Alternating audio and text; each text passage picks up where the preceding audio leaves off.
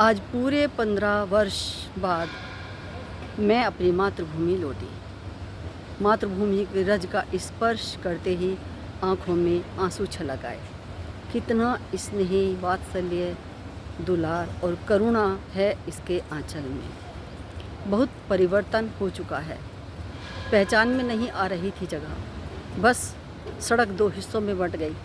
सड़क के बीच में डिवाइडर बनाकर विद्युत खंभे लगा दिए गए। ओवरब्रिज बन गया। विकास की बयार बह रही थी। मैं अपनी सहेली आशा का घर ढूंढ रही थी।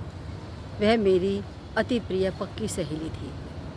दोनों में विशेष लगाव का परिणाम था कि उसके घर में मेरी और मेरे घर में उसकी विशेष जगह बन गई थी। उसकी माताजी से मेरा विशेष लगाव था, बिल्कुल माँ बेटी वाला लगाव। उनके बारे में कोई रहस्य नहीं था। लगभग सभी को पता था उनका पति एक क्रूर प्रवृत्ति का व्यक्ति था। मारपीट, गाली गलौज, अपने आप कुछ कमाना नहीं लेकिन शराब पीना, जुआ खेलना और पुरुषत्व का अहम जताना। उनकी पत्नी श्रद्धा ने जैसे हार मानना सीखा ही नहीं था। विवाह के 2 वर्ष बाद घर के सभी दायित्वों को निभाते हुए, पति के अत्याचारों को सहन करते हुए उन्होंने 10वीं की परीक्षा दी और A&M का कोर्स किया। सरकारी नौकरी लगने से पहले शहर के अति प्रतिष्ठित प्राइवेट नर्सिंग होम में नौकरी की, जिसकी मालकिन डॉक्टर मधु सिंघल शहर की प्रतिष्ठा लब्ध डॉक्टर थी। अत्यंत लगन और मेहनत के बल पर वह डॉक्टर की मनपसंद और विश्वसनीय नर्स बन गई। ऑपरेशन के समय वह डॉक्टर के साथ अवश्य खड़ी होती थी। अतः अच्छा ज्ञान प्राप्त हो गया। नौकरी लगने के बाद तो उसने अपने आप को काम के प्रति समर्पित कर दिया। जिस आदमी के जीवन में जिस चीज़ का अभाव, वही उसका मुख्य लक्ष्य बन जाता है। आर्थिक अभाव उसने बचपन से झेला था, अतः अर्थ ही उसकी मंजिल बन गया। A&M की सरकारी नौकरी मिल गई। घर में भी आसपास की स्त्रियों का प्रसव कराने लगी। प्राइवेट नर्सिंग होम में 2 साल तक नौकरी करने के कारण दवाइयों का ज्ञान भी हो गया। अपने खाने पीने, रहने सहने की निम्न स्तर ही रखा और बच्चों का आर्थिक स्थिति सुधार करने की प्रतिज्ञा मन में धार ली। रिश्तेदारी में, ब्याह शादी में बस 2 घंटे की लिए ही अपनी उपस्थिति दर्ज कराती। छुट्टी लेने का नाम नहीं। सरकारी नौकरी के साथ साथ आसपास के गांव में निम्न वर्ग के औरतों के बीच डॉक्टरनी के नाम से प्रसिद्ध हो गई। 125 गज में 3 कमरों का मकान था। उसमें एक कमरे को उसने प्रसव कक्ष बना लिया। स्त्रियां अस्पताल जाने के बजाय श्रद्धा से डिलीवरी कराना अधिक पसंद करती। जिसे कोई डॉक्टर ऑपरेशन बता देता, वह श्रद्धा से सलाह लेने अवश्य आता और उसके प्रयास से कभी कभी बच्चा नॉर्मल भी हो जाता। इसलिए आसपास के या दूसरे गांव व कस्बों से भी लोग इलाज कराने, विशेष रूप से डिलीवरी के लिए उसके पास आने लगे। आर्थिक सुदृढ़ीकरण हेतु आसपास के इलाकों में या दूसरे शहर में सस्ती ज़मीन बिकती, वह उसे खरीद लेती और महंगी होने पर बेच देती। इस प्रकार उसने अपने चारों बच्चों के लिए 200 वर्ग गज के 4 प्लॉट चारों बेटों के लिए खरीद लिए। उसकी कार्यक्षमता को देखकर आश्चर्य होता। कहावत है ना कि God help them who help themselves. भगवान उन्हीं की सहायता करता है जो स्वयं अपनी सहायता करते हैं। उसका भी भगवान ने समझो हाथ पकड़ लिया। बड़ा बेटा पॉलिटेक्निक करके जूनियर इंजीनियर बन गया। दूसरा बेटा वकील बन गया। तीसरा और चौथा बेटा पढ़ने में कमज़ोर थे, वह टैक्सी चलाने लगे। सभी संपन्न हो गए। दोनों बेटों को लोन लेकर उसने गाड़ियाँ खरीद दी। बिटिया की शादी कर दी। बड़ी बहुकुशल दर्जन थी। ब्लाउज सिलना उसने प्रारंभ कर दिया। दूसरी बहू BSc पास थी, उसे BMS का कोर्स करा दिया। वह संविदा पर डॉक्टर की पोस्ट पर लग गई। तीसरी बहू को A&M का कोर्स करा दिया क्योंकि वह 10वीं ही पास थी। चौथी बहू को स्टाफ नर्स का कोर्स करा दिया। स्वावलंबी परिवार, वह अन्य परिवारों के लिए प्रेरणा स्रोत बन गई। बिरादरी में, रिश्तेदारी में उनकी चर्चा अवश्य होती। बेटे बेटियों को तो सब पढ़ाते हैं, उसने बहू को भी पाँवों पर खड़ा कर दिया। बेटों ने भी अपनी माँ की धारणा का ही अनुसरण किया और धन की महत्ता को दिमाग में प्रधानता दी। बड़े बेटे ने नोएडा में अपना फ्लैट खरीद लिया। वकील बेटे और डॉक्टर बहू ने इस शहर अर्थात मुजफ्फरनगर में 2 मंजिली कोठी बना ली और जानसठ जहां उसकी संविदा पर नौकरी थी, छोटा सा नर्सिंग होम बना लिया। पहले अस्पताल में ड्यूटी करती, फिर अपने नर्सिंग होम में मरीज़ देखती, ऊपर थोड़ा सा रहने का प्रबंध भी कर लिया। दोनों बेटे, छोटे बेटों ने अपनी अपनी 2-2 गाड़ी बना ली, 2 मकान बना लिए और हैदराबाद में सस्ती सी ज़मीन लेकर छोटा सा हॉस्टल बना दिया। उनकी उन्नति को देखकर कुछ लोग मन में ईर्ष्या करने लगे, कुछ प्रशंसा और कुछ उनको गलत भी ठहराने लगे। अलग अलग सोच, अलग अलग राय, क्योंकि जहाँ की धन की प्रधानता हो जाती है वहाँ मानवता मर जाती है। और यह भी सत्य है कि जहाँ महत्वपूर्ण धन कमाना महत्वपूर्ण नहीं है, सबसे महत्वपूर्ण मानवता होती है। 15 वर्ष पश्चात जब मैं अपने पैतृक शहर में आई तो अपनी प्यारी सहेली से मिलने की इच्छा बलवती होना स्वाभाविक था। यह तो पता था उसकी शादी खतौली में एक पेट्रोल पंप के मालिक के घर में हुई है, लेकिन कौन है, कहाँ रहते हैं, कुछ पता नहीं था। अतः मैंने मन में निश्चय कर लिया कि उसके परिवार वालों से मिलकर उसका पता अवश्य लगाऊंगी और उनसे मिलने जाऊंगी। मैं उनके घर पर गई, जो उनके अस्तित्व की पहचान का मकान था। घर में आज भी वही नेम प्लेट लगी हुई थी, श्रद्धा सदन, ANM, ग्राम बहेरा, जिला मुजफ्फरनगर। लेकिन दरवाजे पर ताला जड़ा देखकर मन डूब गया। मैंने आसपास के घरों में पूछा तो उन्होंने बताया उनके 3 बेटों का मकान रामपुर तिराहे के आसपास है। जब मन में प्रतिज्ञा हो, दृढ़ निश्चय हो, तो मंजिल स्वयं बुलाने लगती है, अपना पता बताने लगती है। पड़ोसियों द्वारा बताई पहचान के आधार पर मैंने अपनी खोज प्रारंभ कर दी। लगभग 1 किलोमीटर जाने पर बाएं हाथ पर एक 2 मंजिली कोठी मिली। नेम प्लेट पढ़ी तो लिखा था श्रद्धा सदन, वकील दिव्यांशु, डॉक्टर सुनीता। मन प्रसन्न हो गया, यही तो मेरी मंजिल है। बेल बजाई तो कुत्ते के भौंकने की आवाज़ आई। लिखा था, एक प्लेट पर लिखा था, कुत्तों से सावधान। 2 मिनट बाद दरवाज़ा खुला। निश्चित रूप से अनजान व्यक्ति को देखकर हतप्रभ रहना आवश्यक था, क्योंकि दरवाज़ा उसके बेटे ने खोला था। मैंने कहा, दिव्यांश भैया को बुलाओ। दिव्यांश नाम सुनकर घर में अंदर जाने के लिए रास्ता मिल गया। हॉल में पति पत्नी बैठे चाय का आनंद ले रहे थे। मुझे देखते ही दिव्यांश खुश हो गया, उसके अधरों पर मुस्कान फैल गई। मुझे भी यह सोचकर खुशी हुई कि चलो, मुझे पहचान तो लिया।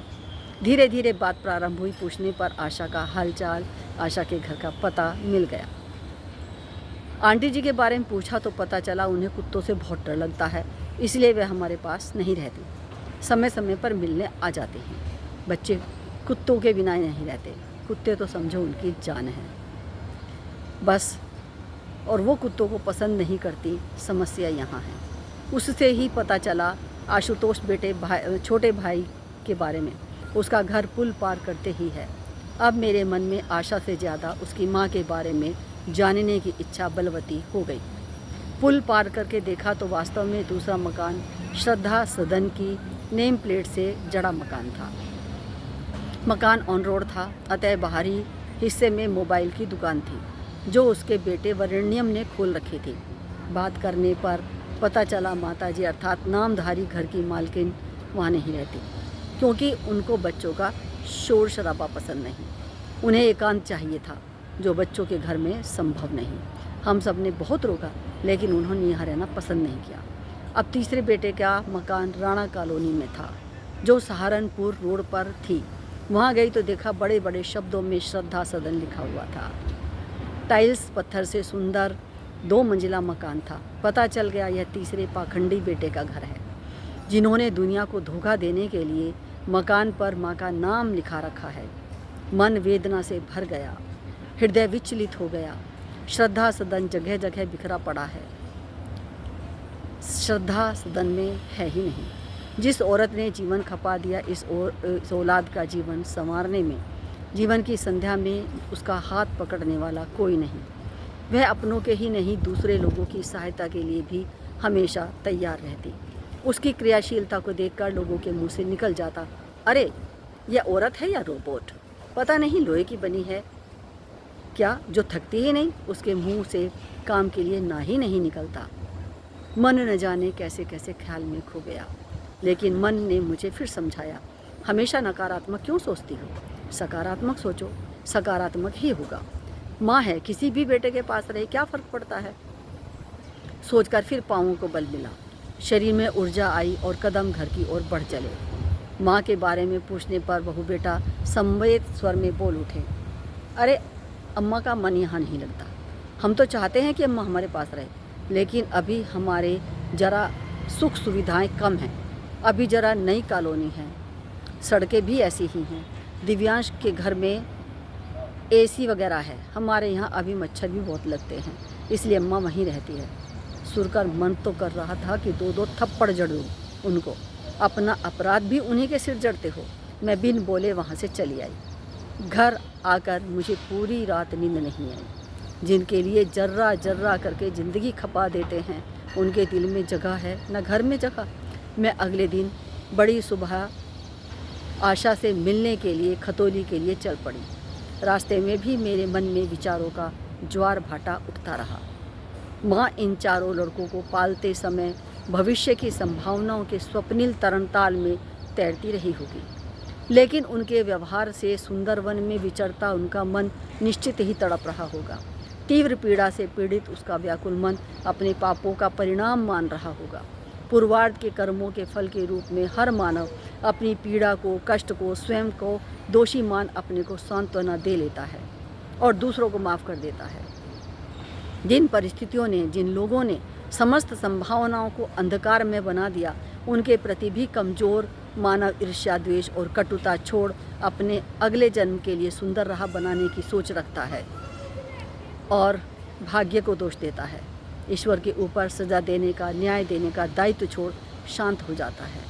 मन में विचारों की उथल पुथल के बीच ही रास्ता कब पूरा हो गया पता ही नहीं चला। बस से उतरकर एक रिक्शा पकड़ ली। बड़ी आसानी से ही कस्बे की उस नवनिर्मित पॉश कॉलोनी में पहुंच गई।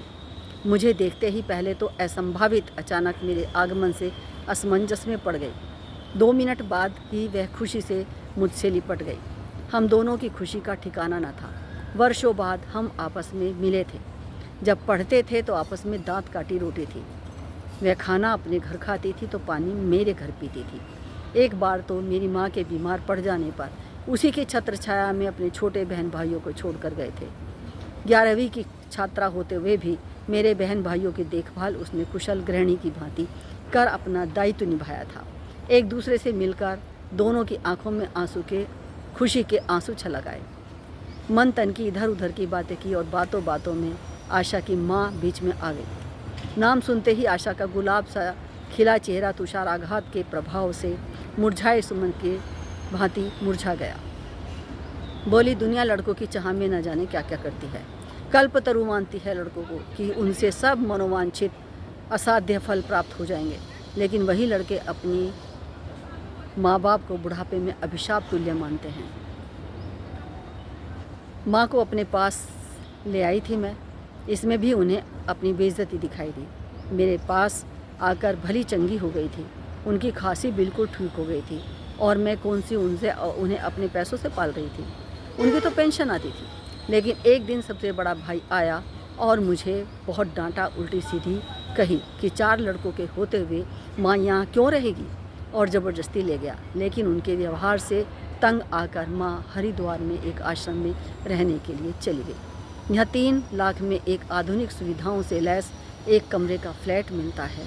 खाने पीने की दवाइयाँ, देखभाल की सब व्यवस्था भी वहीं से होती है।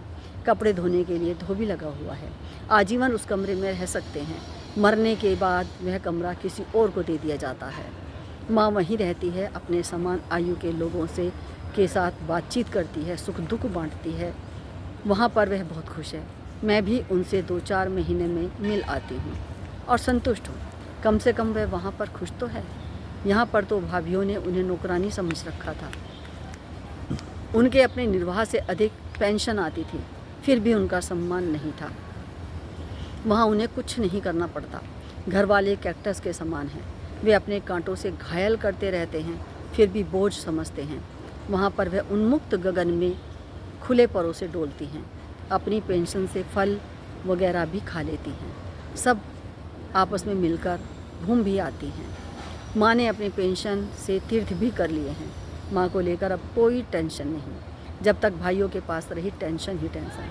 कभी भाई का फ़ोन आता, कभी भाभी का फ़ोन आता, फ़ोन पर शिकायतों का अंबार।